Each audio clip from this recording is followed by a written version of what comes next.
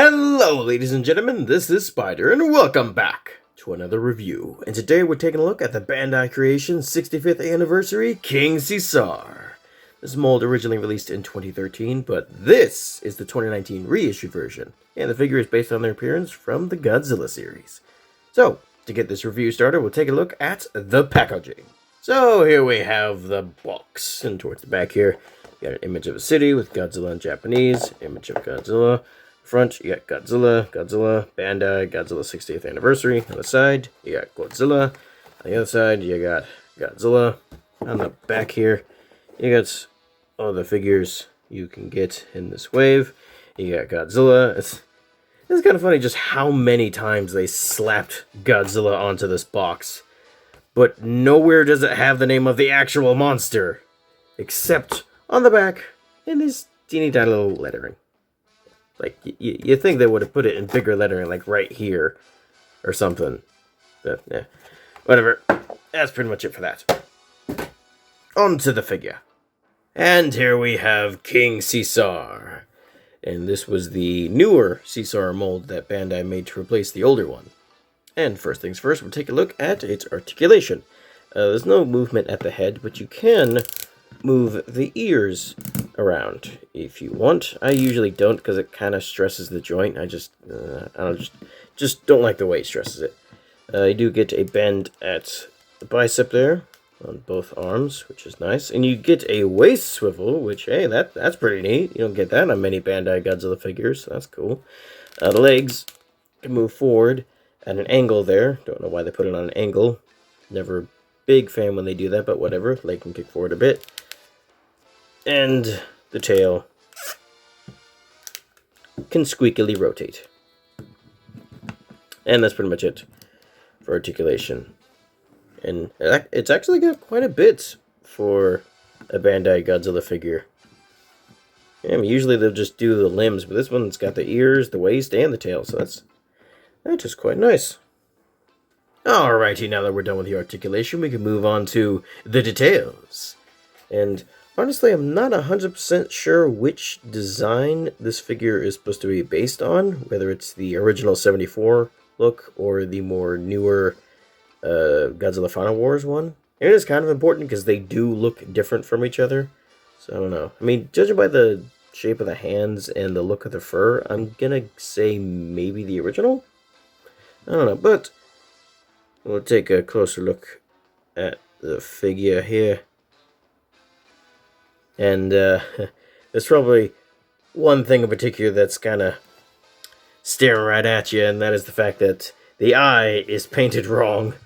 Yeah, it's got a lazy eye there because the pupil is way off to the side. And it's kind of funny that happened because you can see there's like a mold indentation there of where the pupil is supposed to go, and they still messed it up.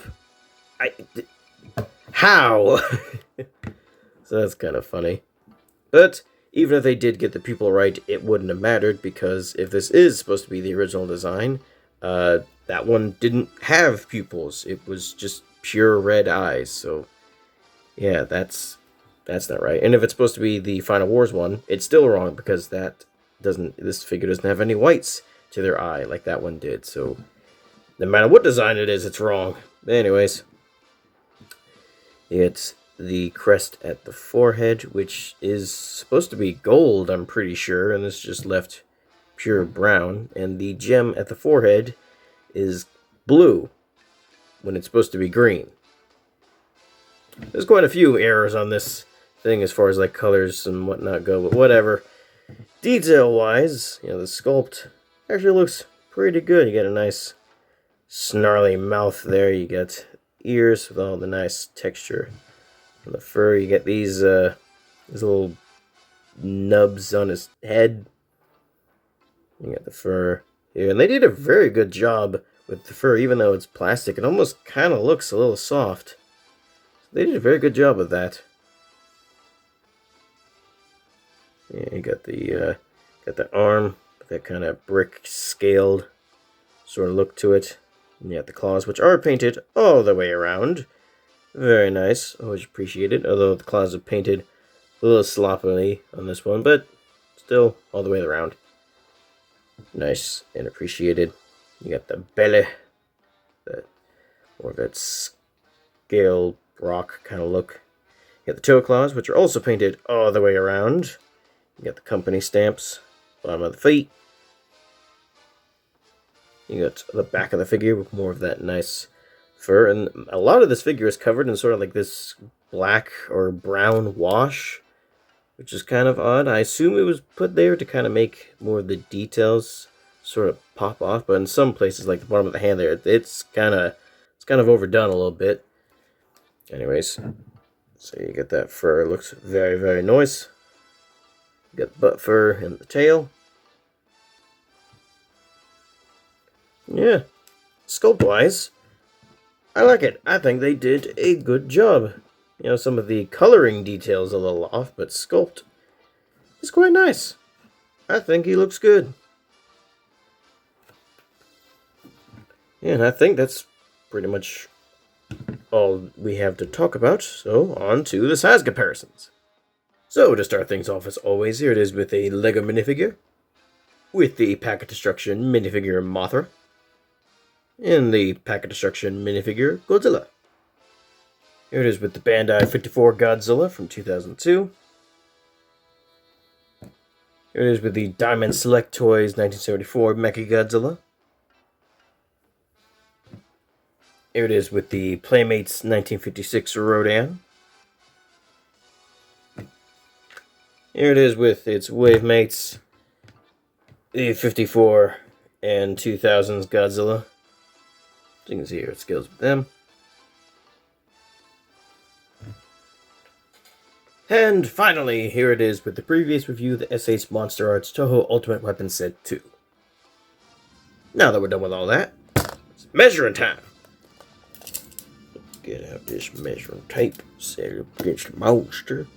And you see he is slightly over 6 inches tall, so pretty much your standard Bandai Godzilla figure. So that is pretty much it for the Bandai Creations King Caesar, and overall, it's not too bad. You know, I think they did a fairly decent job with him. You know, they do kind of mess up some of the colors in the facial region, but if you're not a stickler for details, it's not that glaringly bad. And while yes, the eye is painted wrong, that's just a my copy thing. Not all of them are like that.